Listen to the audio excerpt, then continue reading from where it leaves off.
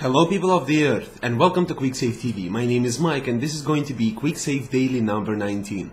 Today we're going to talk about Dawnguard. What specifically we're going to talk about, I don't know, but I really wanted to talk about some things, about my impressions of how they implemented the leveling of vampires and werewolves, okay? So let's start without further ado. Because I'm not one of the fortunate souls that have Xbox, I still do not have Skyrim in my hands. Thus, I, like an old school scholar, have to do these things. This, my dear ladies and gentlemen, is a shadow on my face. And this is a tree for the vampire. Don't you love it? Yay! All schematical and shit. And this is the tree for the werewolf. Tree for a Murloc. Now let's start anyway. What I wanted to talk about is talk a little bit about the tree, but first I wanted to talk about something, about the way they actually introduced it to the game and implemented it. Now, this part is actually very strange, the way I see that, because they didn't just...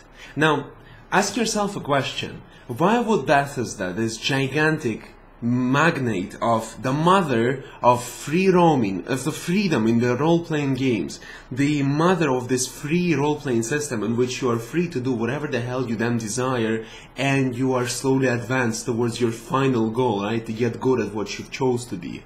Remember Oblivion? Remember Morrowind? From Morrowind to Oblivion to Skyrim, notice how they actually evolved and what they were trying to do. They were trying to develop this better role-playing system for player to pick up and enjoy, right? And they got so good at it that finally they took this Fallout 3.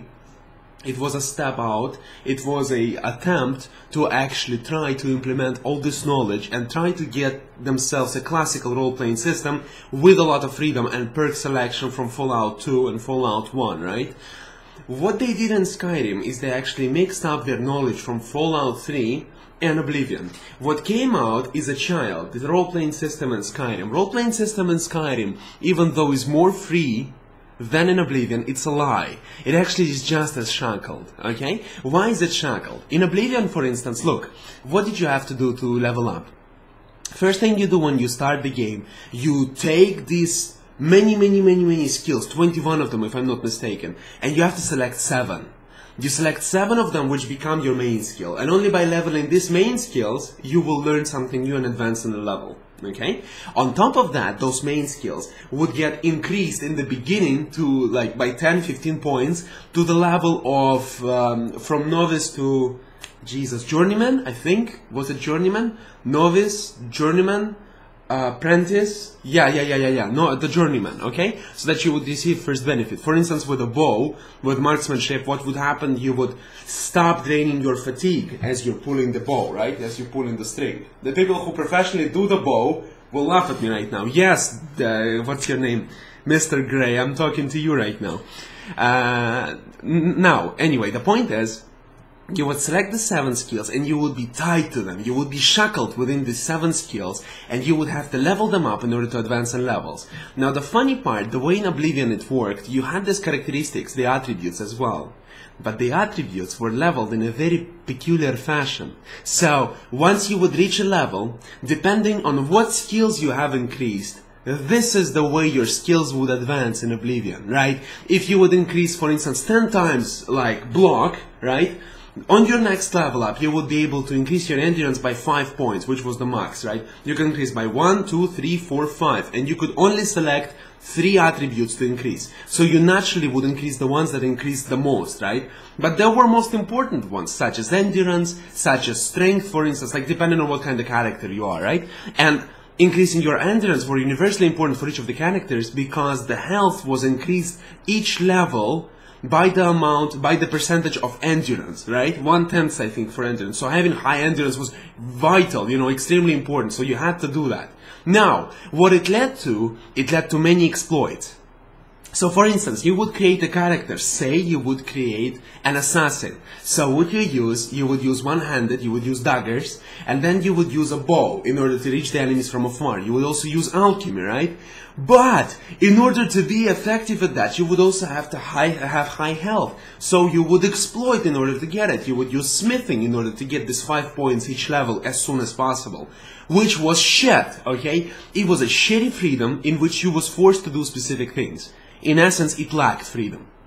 Then we had the tryout of what happened in Fallout 3. Fallout 3 had a finite amount of levels. Why am I saying Fallout 3? Because it's also from Bethesda, okay? Get over it. Now, we had a finite leveling amount, and you were getting experience points, and you would just advance and select the characteristics you want to, actually advance. This was actually a little bit more freedom, but it's again, it's kind of a classical role-playing system, so what are you doing? You're like, oh, die bastard!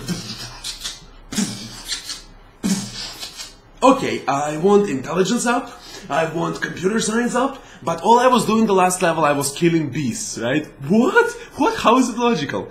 It's not. And then they have Skyrim. In Skyrim they said, so now guys, you don't actually need to select the 7 skills, 7 primary skills. There's no primary skills, there's just skills. There's 18 skills, get over it. You can do any of them you want, and each of them contributes towards leveling of your character. Good idea, you would say, right? But even though they dropped some of the shackles, they removed the stupid attributes which were good for nothing, right? Now, instead of it, we have these characteristics which we improve. We have health, we have stamina, and magicka. Let me put my glasses on so that I can actually see what I'm doing.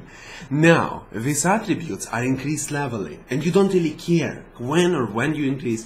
Having plus 10 health at the 81st level is the same as having plus 10 health on the 2nd level. Well, not as vital, but, it's the same thing for you. There's no accrued benefits. So you don't suffer, there's no punishment for it, so there's more freedom. But at the same time, if you dream, the thing I get a lot from the viewers of mine on Skyrim comments, they say, why do you promote being jack of all trades? Oh, you're good for nothing. No, you're wrong, because, look, if you focus on something, right, and you don't level all the skills in the game, you will never reach 81st level. No matter how tedious it is, you'll never have these additional perks, and you will never reach the top stage of your character. You cannot see my hand, but it makes twinkly actions. Let me move. Yeah, like this. Okay. You will never reach the top level, and because of that, you will be a shitty character, because you will never be able to have the same amount of perk points, okay? Now, how do we combat that? By rolling on the chair, of course. How do we combat that? Now, Bethesda came out with another idea again. Now that I've explained a lot of history lesson to you right now, the point is, in the Dawnguard, you will be able to increase vampiric skills and the werewolf skills by actually being them and purposefully doing specific actions. In case of vampire, you'll have to drain life or bite, finishing enemies with a bite. This way you're going to advance, get additional perk points. And in case of the werewolf, you're going to have to feed on corpses to gain more perks. But the point is, as a werewolf, in order to... The way they work is different. With a vampire, the way it works is... how to put it better? Vampire is this kind of caster. He levitates off of the ground, he does this finger movements. I'm going to get to you. Okay, doesn't matter. The point is, for him to actually get to the target and do a finishing move with a bite is almost the same as to go in front of a machine gunner and say, shoot me! Why do not you shoot me, right? This is absolutely a self-sacrificial action because vampire is not built for that. Vampire can theoretically do that, but it's difficult. Then the drain life, if I understand correctly, I don't even know which kind of spell it is because I don't have the Xbox. I have to reverse engineer everything I see on YouTube and on Wikipedia. But the point is, if that's the life drain, I think, it's very expensive on magicka. And so, it's again counterintuitive action, because in combat, you want to use abilities that don't consume too much magicka, so that you can restore it back, You want to be them. You want to have effective and efficient at the same time when you work with magic in combat, because you have to regenerate it. You have to be careful, etc., etc. Well, anyway, the point is you have to do actions, right? In case of vampire, with werewolf, you have to do what you would do anyway. You have to eat corpses, because as werewolf, unlike with with vampire, you control the transformation and you kind of switch to the vampiric form and you go around, right? You can switch back anytime you want. With werewolf, you can't. With werewolf, you have to, once you switch, there's no turning back. You'll have to wait it out until you actually calm down, and this bloodlust is gonna pass and you will actually get back to normal stage. So as werewolf, because the amount of transformations is also limited, unless, you can get the Ring of Herstein to increase the transformation, but it's not the point. The point is, it's limited. And because of its limitations, you have to be extremely careful, right? And once you actually enter this rampaging mode, you will have to feast on corpses of the enemies you've slain in order to increase and accumulate this additional time to run around more and more and more, right? So you're going to be doing what you need to do anyway, right? So because of that, it makes it extremely interesting. And what I'm thinking is, imagine now every perk would work like this. Imagine they would find a way to make every perk to work like this. So, if they would make an interactive game out of smithing, and you would get perks in smithing only by smithing specific materials, like for instance, you wouldn't be able to learn, like for instance, you would need to smith to get smithing perks. You would need to fight with one-handed mace to get one-handed mace perks. You would have to fight with one-handed sword to get one-handed sword perks, and etc. Think about the opportunities. Now this is the actual freedom we're moving towards to, and I can envision right now what they want to do in their next Skyrim game. Excuse me, hit my table. What they're trying to do with the next Skyrim, next The Elder Scrolls games. If we continue moving towards the same direction, we will have the absolute removal of attribute points as such, and we're going to have the continuous development of this role-playing system, right? Because the Dawnguard, what it does, it doesn't actually add to the game in the meaning of adding skill trees. It adds additional playstyles. Because werewolves, the way I see it, it does not benefit from other trees, unless, we figure out some interesting things. But right now, the way I see it, it doesn't. And that's the problem, right? Perhaps werewolf would benefit from the character being Khajiit, because he has bonus to claw attack, but I really don't know yet. Whereas with... I apologize, let me drink some water. Holy cow, lost my voice there. Whereas with Vampire, if Vampire is able to use all the spells in the game, which I'm not sure he can, because it seems he has these specific abilities, vampiric abilities.